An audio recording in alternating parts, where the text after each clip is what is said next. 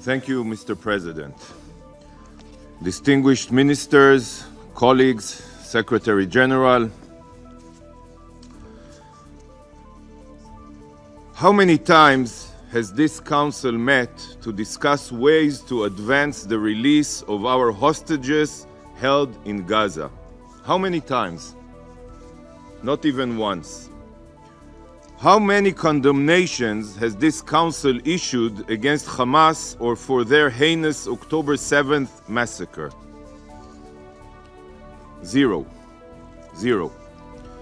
Yet rather than condemning Hamas's atrocities or taking action, real action, to bring our hostages home, this Council will be voting upon a resolution to recommend granting the Palestinian Authority full membership status, a Palestinian state. How detached from reality can this Council be to dedicate its time and resources to support a resolution so disconnected to the reality on the ground? To a resolution that will have zero positive impact for any party, that will cause only destruction for years to come and harm any chance for future dialogue. Colleagues, 6 months after October 7th, the most brutal massacre of Jews since the Holocaust, this Council seeks to reward the supporters and perpetrators of these atrocities with statehood. The child-murdering Hamas rapists are watching this meeting and they are smiling. There is no bigger prize for terror than today's meeting. Let me remind everyone, the basic requirement for admission to the UN are A, permanent population, B, defined territory, C, government, and D, capacity to enter relations with other states. But, above anything else, a very important principle stated in Article 4 of the UN Charter is, and I quote, membership in the United Nations is open to all peace-loving states. Peace-loving. What a joke. Does anyone doubt that the Palestinians fail to meet these criteria? Did anyone hear any Palestinian leader even condemn the massacre of our children? The Palestinian Authority has absolutely no control over Gaza. You all know it. Everyone knows it. But even in Judea and Samaria, entire neighborhoods and cities are ruled by other terrorist gangs, Lion Den, others. And the Palestinian Authority, ironically, has no authority. So who is the Council voting to recognize today and give full membership status to? Hamas in Gaza? Palestinian Islamic Jihad in Nablus? Who's going to be in charge? While this in itself is grounds enough to reject this sick reward for Palestinian terror, the Palestinian Authority is the opposite of a peace-loving entity. The Palestinian Authority not only have not condemned the October 7th massacre, they are also paying monthly salaries to all the terrorists that took part in it, rewarding the rapists. This is a genocide-loving entity that doesn't deserve any status here. But sadly, to some of the members here, the Palestinians' inability to meet the criteria simply doesn't matter. It doesn't matter because to some of you, Palestinian statehood has nothing to do with the UN Charter or legal criteria. All it has to do with is politics and interests. The UN Charter is important to them only when it can be used against Israel. The report from the Council's Commission on the admission of new members even states it black on white. Let me quote from Clause 3 of the report, your report. And I quote, several members expressed the view that the admission of the State of Palestine to membership in the United Nations was a political matter rather than a technical or legal requirement. In other words, UN Charter be damned, international law be damned. I reiterate, International law and the UN Charter are only important when they can be weaponized against Israel. But if breaking the law means advancing the unilateral establishment of a Palestinian terror state, a Palestinian Nazi state, then by all means. They're just empty words on paper, right? What this council has decided to focus on at the expense of all other calamities around the globe is to grant a prize to terrorists. Granting the perpetrators and supporters of October 7th full membership status in the UN is the vilest reward for the vilest crimes. If this resolution passes, God forbid, this council should no longer be known as the Security Council, but as the Terror Council. The only thing that a forced unilateral recognition of a Palestinian state will do is to make any future negotiations almost impossible. As long as the Palestinians feel that they can exploit this politicized body to their benefit, why would they bother at the negotiating table or support any compromise? Do you honestly think that this resolution will make a solution more likely or change anything on the ground? The Palestinians have rejected every peace plan ever made, and they continue to support terror and boycott negotiations. And now they know that their rejectionism pays off. They can say no, no, no to any American president, but still get here what they demand, because the UN is guided by politics, not morality or truth. All this council is accomplishing through this destructive approach is making a solution unattainable. The UN is no longer about multilateralism, sadly. It is now committed to multi-terrorism. At the Security Council, terror pays off. It's shameful.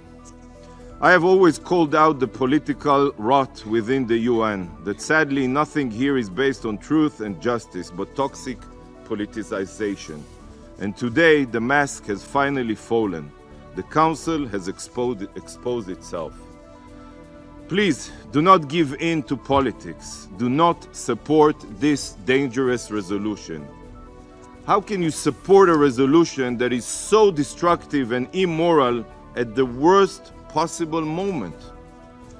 Colleagues, the Council was not the only entity to expose its true face this week. On Saturday night, with the launch of over 300 UAVs, ballistic missiles and cruise missiles at Israel, the Ayatollah regime's mask also fell. Iran exposed itself as the terror state that it is. But today marks another milestone in the Ayatollah regime's blood-soaked history. On April 18, 1983, a Chevrolet pickup truck packed with 2,000 pounds of explosives sped through the gates of the US Embassy in Beirut, crashed into the building and detonated. This blast killed 63 people.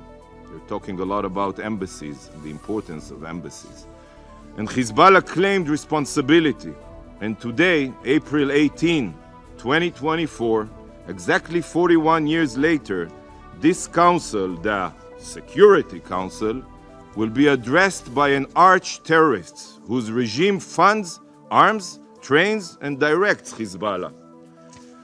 The Ayatollah regime's foreign minister, Hussein Amir Abdollahian, is a member of the Iranian Revolutionary Guard Corps. This terror organization, the IRGC, is responsible for carnage, bloodshed, and destruction worldwide. From terror attacks in South America and assassination plots on European and American soil to arms trafficking in Africa and terror sponsorship across the Middle East, the IRGC is in the business of murder.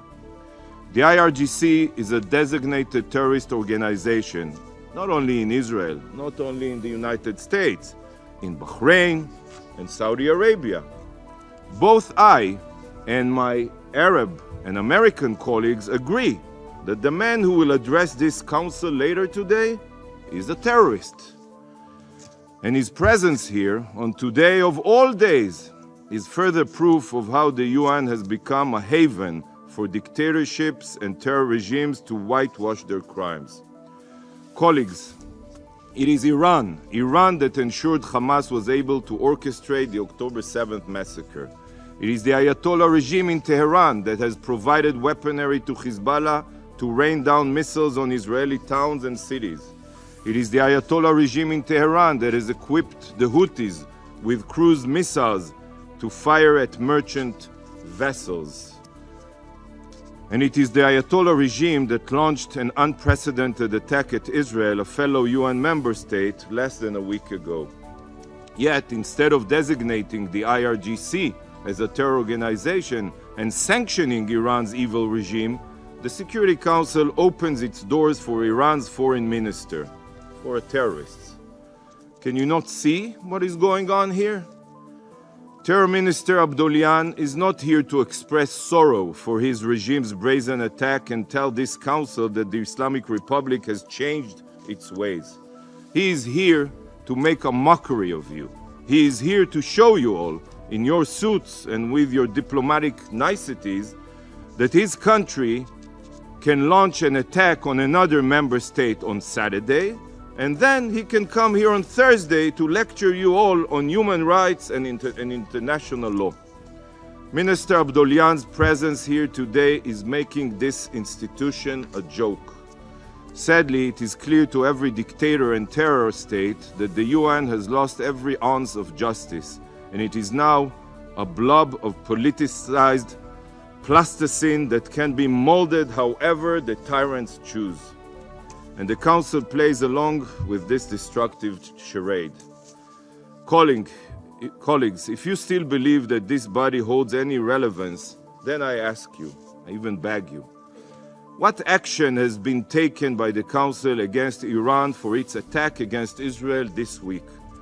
The foreign minister of a genocidal regime will speak here today as his country hurtles towards nuclear weapons. Has this Council taken any action to prevent this? Nope, nothing. Instead, we have gathered today to discuss the situation in Gaza. Has it occurred to any of you that the terror minister Abdollahian is here to make sure that you focus on Gaza as opposed to his own regime's crimes? Sadly, you are being spoon-fed a script. It was written by Khamenei and edited by Sinwar, a script crafted by terrorists. Due to Khamenei and Sinwar's script, terrorists commit acts of sheer evil against Israel, they exploit civilians as human shields, and when Israel defends itself, the UN will pressure Israel to a ceasefire and ensure their survival. The terrorists know that nothing captivates the UN's attention more than Israel. As long as Israel is defending itself, all other human rights violators can continue committing crimes. Your eyes will remain on Gaza as the rest of the world burns. And this is precisely what is happening today. You sit here focused, again, on Israel, focused on Gaza. We will hear talk of international law, human rights, and many other terms this council loves to toss around. But in reality, this council as a council cares nothing about human rights or international law. You even refused to visit our communities in southern Israel, and I invited all of you, that were devastated by Hamas. Everything is political and distorted. You know better than most that the Ayatollah regime is mere weeks away from nuclear capabilities. This global sponsor has proxies across the region, sowing death and destruction. But Iran has immunity here because this rogue regime has allies here on this council that protect it and its terror proxies. This is the reason why you will never designate Hamas and Hezbollah as terror organizations, despite the whole world knowing that they are. A war still rages in Ukraine, as the country that started it sits here on this council preaching about peace and the defense of civilians. This is a backwards world. This week, we mark the one-year anniversary of the war in Sudan. Millions have fled their homes, millions more starve. Countless civilians have been murdered. Since the start of the war in Sudan, has this council held a single minister-level meeting on the atrocities? No, not one. But today marks the fourth Ministerial Security Council debate on Gaza. The fourth. 4 on Gaza and not one on Sudan in the past year. The double standards here know no bounds. The amount of time, effort, and resources poured into Gaza makes it seem as if the rest of the world is a pure utopia. That outside of Gaza we live in a carefree world, Hakuna Matata. The only people this meeting serves, and I reiterate, are Ayatollah Khamenei and Yahya Sinwar. Some of you may think that you are serving the Palestinians, but you're not. By holding this meeting, you are aiding Khamenei and Sinwar. They control the agenda here, and hardly any of you seem to notice. Colleagues, if the UN cannot prevent wars or defend human rights, it has lost any reason to continue operating. The day will come when this organization will be shuttered.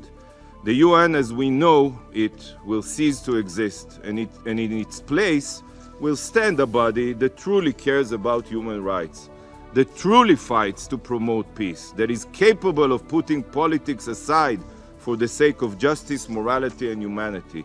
And when that day comes, and it will, this meeting and the vote to force the establishment of a Palestinian Nazi state will be remembered as catalyst of the UN's collapse. A meeting where the world burned, but all that concerned the Security Council was helping terrorists in Gaza survive. A meeting where a terror entity could be given full membership status. This is how far the UN has fallen. And this is why the UN, in its current format, has no future. I truly pray for brighter days, for a time where the UN can successfully combat the forces of darkness, not welcome them and be influenced by them. Thank you, Mr. President.